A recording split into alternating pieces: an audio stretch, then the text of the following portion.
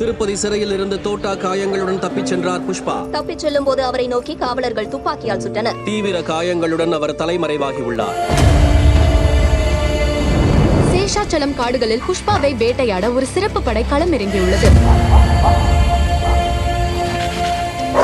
பாக்கராப்பேட்டை மலையில் புஷ்பாவின் துணிகளை சிறப்பு படை கண்டுபிடித்துள்ளது. ரத்த கரைகளோடும் 8 தோட்டா புத்தல்களோடும் அந்த சட்டை கிடைத்துள்ளது. எங்க சிறப்பு படைக்கு கிடைச்சது. புஷ்பா போலீசாரால் கொல்லப்பட்டார் எனும் வதந்தி பரவி வருவதால் சித்தூர் திருப்பதி பகுதிகளில் கலவரம் வெடித்து வருகிறது. நாம் இப்போது அன்னமய சர்க்கிளில் இருக்கிறோம். இங்கே புஷ்பாவின் ஆதரவாளர்கள் கோபத்தில் கடைகளை உடைத்து சாலைகளை எரித்துக் கொண்டிருக்கிறார்கள். 8 புல்லட்டுமா? நீயே சொல்லு, யாராவது உயிர் பழைக்க முடியுமா? கண்டிப்பா புஷ்பாவை கொல்றதுக்காக காவல்துறை செஞ்ச சதி இது. புஷ்பா செஞ்சந்தனை கடத்தி சம்பாதிச்சான்னு எல்லாரும் சொல்லியிருப்பானுங்களே.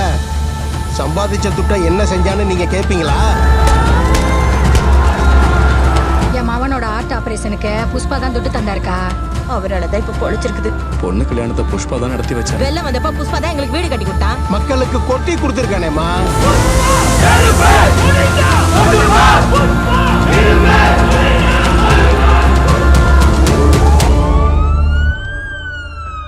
ஒரு மாத காலமாக தொடரும் கலவரம். பெரும்பாலான பகுதிகளில் ஊரடங்கு தொடர்கிறது. புஷ்பா உயிரோடு இருக்க வாய்ப்பில்லை என்றும் அவர் ஜப்பான், மலேசியா அல்லது சீனாவில் இருக்கலாம் என்றும் கருத்துகள் நிலவுகின்றன. புஷ்பாவை கொன்று புதைத்துவிட்டு காவல்துறை நாடகமாடுகிறதா? உண்மையில் புஷ்பா எங்கே?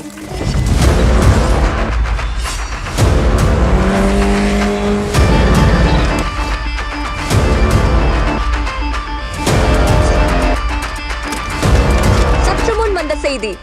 நமக்கு கிடைத்த ஒரு காணொலியில் காட்டில் புலி நடமாட்டத்தை கண்காணிக்கும் இருள்காணி கருவியில் சிக்கிய ஒரு முக்கிய காட்சியை உங்களுக்காக முந்தி தருகிறோம். நமது சிட்டி கேபிள் டிவியில் முதல் முறையாக.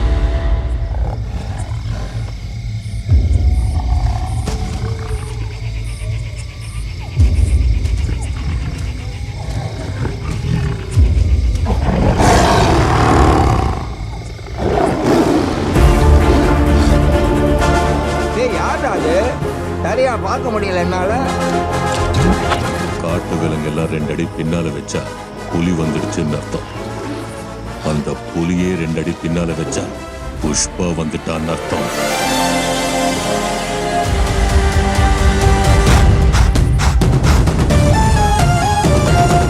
புஷ்பா நான் உயிரோட இருக்காரியா? புஷ்பா நான் உயிரோட இருக்காரு.